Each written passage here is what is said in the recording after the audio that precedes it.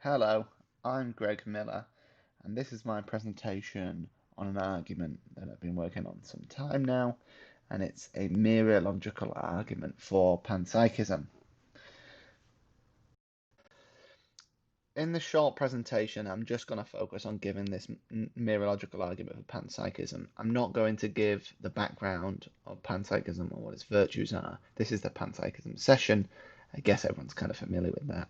So what I'll do is I'll first give the argument and then I justify its main premises, focusing specifically on, or mostly on, a premise I call mereological confinement. Following this, I want to quickly look at the consequence of the argument for the combination problem. There are two.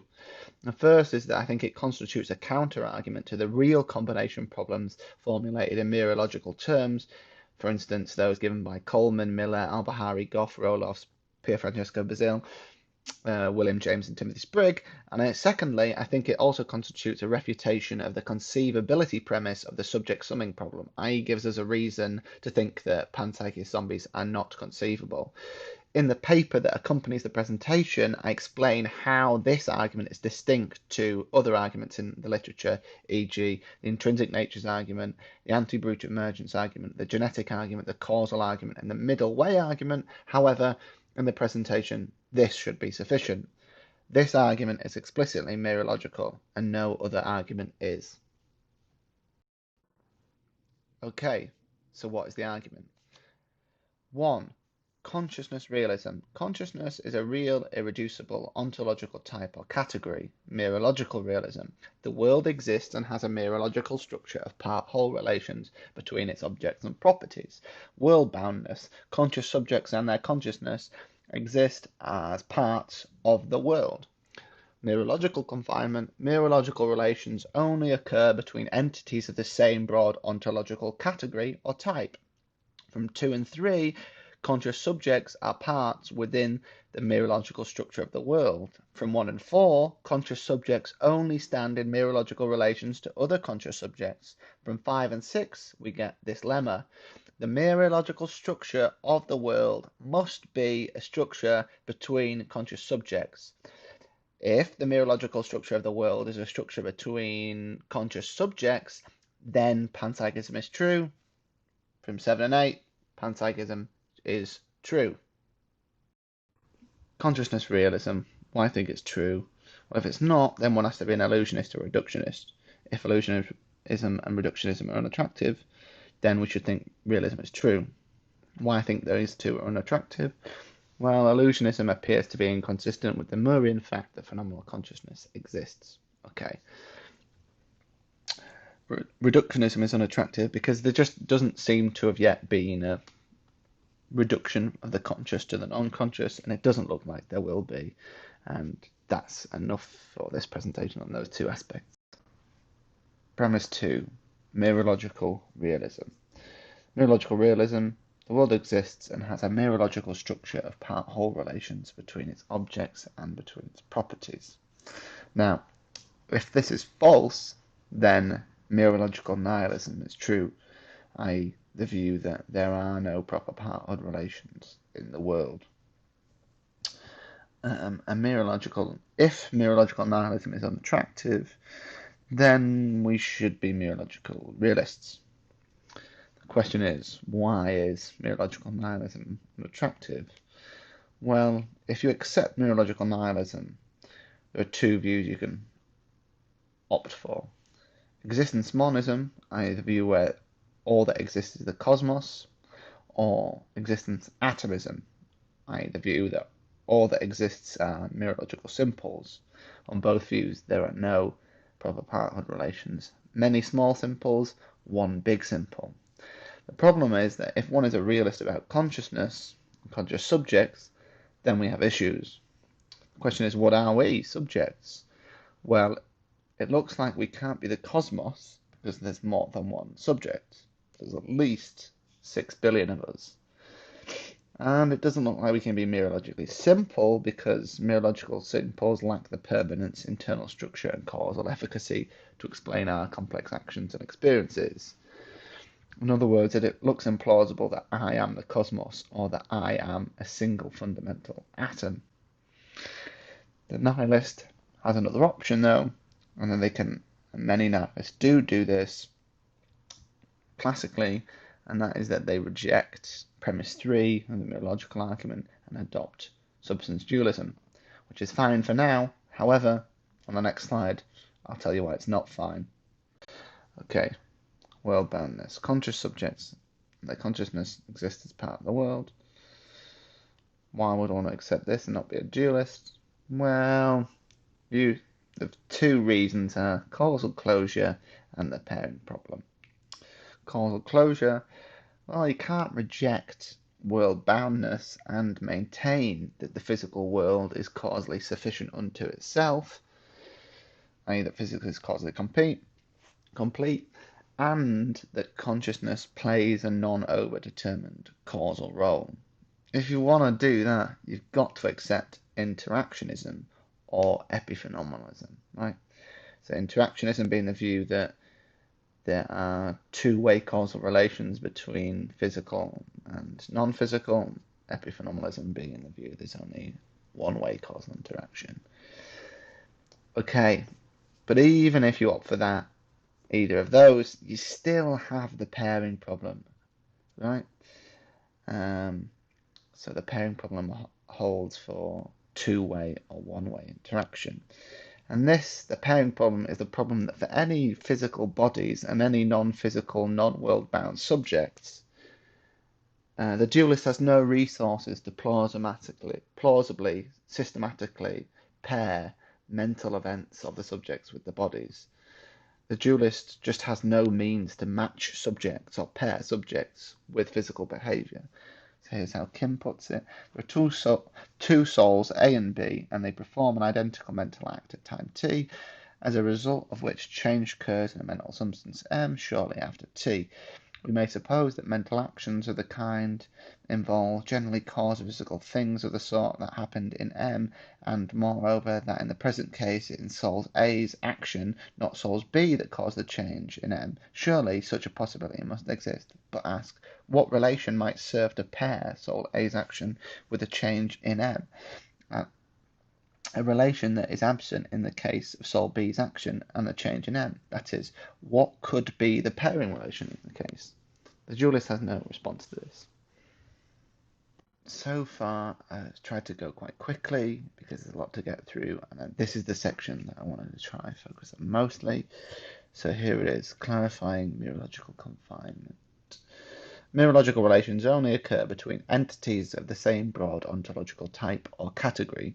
Now, this thesis has two important features: mereological relations and broad ontological categories or types. Now, I guess people are familiar with mereological relations. They're proper parthood relations. They hold between tables and chairs, cars and wheels, etc., etc. So I'm going to focus on two broad ontological types or categories, and by this I mean the general ontological categories or broad types that entities within the world, outside of the world maybe, fall into. Now, categories, I take it, are natural classes of entities that help to define a given ontology and which pick out real divisions amongst things. The natural classes that are, in some sense, sufficiently general, exclusive, and exhaustive.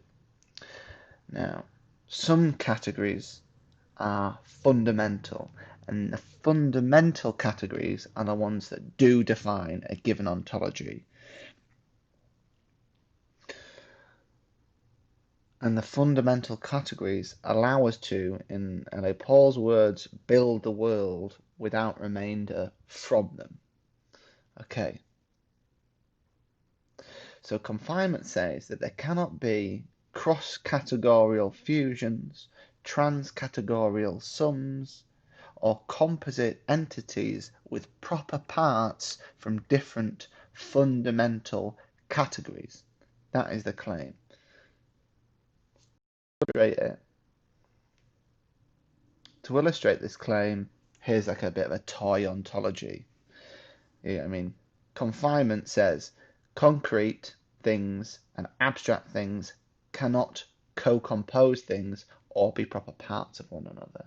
Confinement also says tropes cannot be proper parts of substances, and substances cannot be proper parts of tropes, and neither can tropes and substances compose some other category of thing.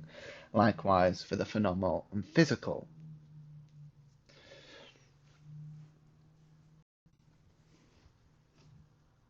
Okay, but why would you think that we shouldn't allow trans-categorial fusions, cross-categorial sums, or composite objects with entities from different fundamental ontological categories into one's ontology? Well, I think there are three justifications that I've been working on for confinement. The first is that comes from the ontological innocence of Mereology. The secondness comes from what an argument I call the arbitrariness argument. And the third is that I think if you deny confinement, you make a category mistake between mereological structure and categorical structure, and they're two different types of fundamental structure in the world. I'm not going to focus on three here because it's a work in progress, so I'll focus on the first two. Ontological innocence. Okay, so this argument says that, if, ontological innocence is true, then confinement is true. Now, ontological innocence means basically that the whole is nothing over and above its parts. Ontological free lunch is the other term. Now, usually this is understood to be the claim that composition is identity, which has two forms: weak composition as identity and strong composition as identity. Weak says that composition is strikingly analogous to identity. It's similar to identity, but it isn't identity. Strong says composition is literally another form of identity. In other words, it is an identity relation. Now, weak doesn't respect Leibniz's law, whereas strong does. In other words, according to strong, if the parts have some property, necessarily the whole must also have the property, and for weak, this need not be true. Parts and wholes can have distinct properties. Now, if strong composition as identity is true, then confinement is true. The parts cannot have the property of being members of some ontological category, whilst the whole lacks the property of being a member of that category. Okay. However, if weak composition as identity is true, then we need to backtrack a little. What we have to do, because it doesn't respect Leibniz's law, is return to the principle that composition as identity is supposed to make sense of, namely ontological innocence. So instead we have to say, well, if ontological innocence and mereology or composition is true, then confinement is true. What is ontological innocence? I'm going to look at that in the next. Okay, so ontological innocence is kind of hard to spell out, but if we can do so in a way that's sufficient to show confinement is true, then that's enough for my purposes here. Now here's a quote from David Lewis expressing the idea. The fusion is nothing over and above the cats that compose it. It is just them, they are just it. Take them together or take them separately, the cats are the same portion of reality either way. Commit yourself to their existence all together or one at a time, it's the same commitment either way. If you draw up an inventory of reality according to your scheme of things, it would be double counting to list the cats, then also list their fusion. In general, if you are already committed to some things, you incur no further commitment when you affirm the existence of their fusion. The new commitment is redundant given the old one. Now, I think there are three things here that we can highlight that ontological innocence at least includes. The first is no additional non-redundant ontological commitments. Second is the portion of reality is the same. And the third is no double counting. I think all three of these are violated if confinement is false. Take the first one. If we are allowed to take a fusion of parts to be a distinct category to the whole, then we are incurring a non-redundant ontological commitment. We're introducing a whole new ontological category of stuff. We're committing to another ontological category, which is very far from non-redundant. Take the second one. Take the portion of reality that is the plurality of parts and their fusion. If the former is one category and the latter is a distinct category, then they cannot be the same portion of reality, for they are discrete and opposed ontological categories. If the categories carve out nature, to use Van Inwagen's term, then their portions of reality really can't be the same. Okay, so the third one. If the parts and the whole are distinct ontological categories, then there must be double counting.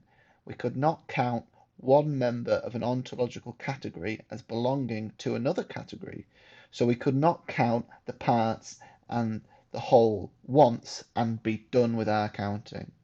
We'd have to count the number of members of one category and then count the number of members of the other category. Okay, so it looks like if confinement is false, all three are violated. So, in short, if composition is identity, then confinement is true.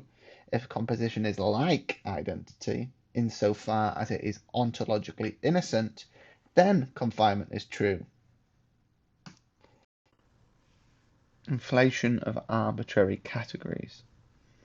If confinement is false, then we can have cross-categorial fusions. But I think such fusions are weird and they do some peculiar things. So here's an argument to try and illustrate that. One, Mereological confinement is false. If confinement is false, then entities of different categories can stand in Mereological relations to one another. If entities of different categories can stand in Mereological relations to one another, then they can compose an entity which is either in one of the former categories or in a new category. 4. The newly composed entity is not a member of the former categories. 5. The newly composed entity is not a member of a new category, hence Mereological confinement is not false, hence Mereological confinement is true. Okay, here I think what I need to justify is 4 and 5. Now the justification for premise 4 is that our newly composed entity would have characteristics that for our chosen category meant it should not be a member of that category, right? And whatever category we chose to place our newly composed entity in, it would be arbitrary which of the former categories it belonged to. Here's the example. If we had a two-category ontology and we had an entity with two proper parts, each of which was mereologically simple, and a member of one of the discrete categories, then if 4 is false, it belongs to one of the two categories. But it seems that it would be arbitrary which of those two categories we would place it in. The entity would have an equal claim to belonging in one category over the other, and vice versa. Moreover, whatever category we chose to in fact place the new entity in, that entity has properties and characteristics, let's say, that would exclude it from being a member of that very category in the first place, which only serves to reinforce the arbitrariness of its membership in that category. Okay, maybe 5 is false and the entity belongs to a new category, but the problem with this idea is that it immediately proliferates the number of categories that we have in our ontology, categories that I want to say would appear to be degenerate or something like that. Again, here's an example.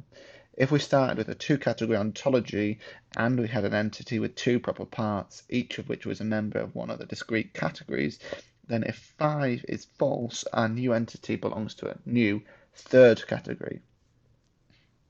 Now, given that we have 3 types of entity, and given confinement is false, we could compose a new entity of one of our first 2 types and our third type. And if we could compose an entity out of these 2 types, then, given that 5 is false, we would now have an entity which belongs to a new 4th category. And this process will reiterate with our new categories and our original ones, but also all of the new ones. And this means we have this near infinite proliferation of types of entities and categories. So to reiterate, the idea is this. I'm claiming that denying confinement leads to arbitrary categories and the proliferation of them. What confinement serves to do is limit our ontology. It stops it bloating out of control. Okay, the combination problem. Now there are two types of combination problem: explanatory gap problems and real problems. Explanatory gap problems have the subject summing problem as their archetype. Real combination problems are strictly mereological. These are given by Sam Coleman, Pierre Francesco Bazil, Luke Roloffs, Muriel Bahari, Philip Goff, myself, William James, and Timothy Sprigg. And they all have the conclusion that proper part relations between subjects are impossible. Now, I think the mereological argument constitutes a counter-argument to these real combination problems, and it constitutes a refutation of the conceivability premise of the subject summing argument. And I'm going to go look at those two things now. Real combination problems. Consider the lemma from the argument. The mereological structure of the world must be a structure of part-whole relations between subjects and their consciousnesses. Why is this important? Well, it's a negation of the conclusion of the arguments used to articulate the real combination problems. They, for instance, have this following schema. Subjects of experience have some feature F. F precludes the possibility of proper part of relations between subjects. Hence, it's not possible for subjects to be proper parts of subjects. However, I've just presented an argument with a lemma that shows that it is actual that subjects are proper parts of other subjects. These arguments conclude that it's not possible for subjects to compose. The mereological argument shows us it is possible because it is actual. Great, that constitutes a counter-argument. I don't think any other argument does that, but for now, I'm just going to leave that.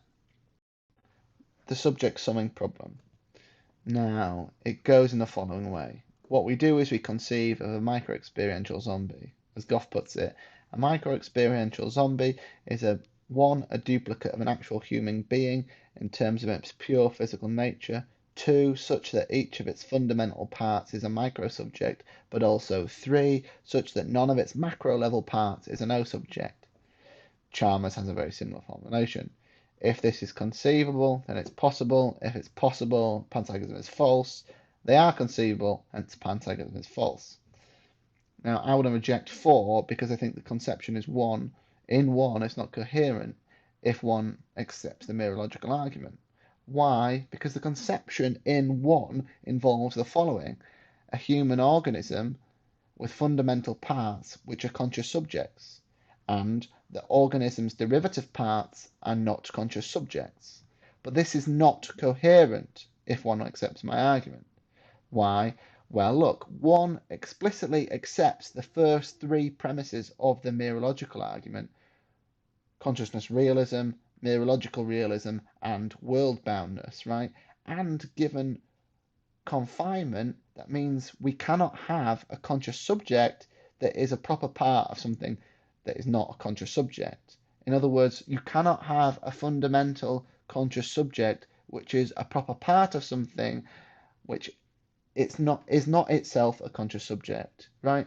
So in Goff's example there, the proper part of the organism that is the macro level one must be a conscious subject if you accept the premises of the mereological argument. Okay, so that is the end of the presentation. Thank you for listening. It's very rushed, so my apologies about that. But if you'd like to read the paper, then my email is there, minagregory90@gmail.com. Thank you for listening.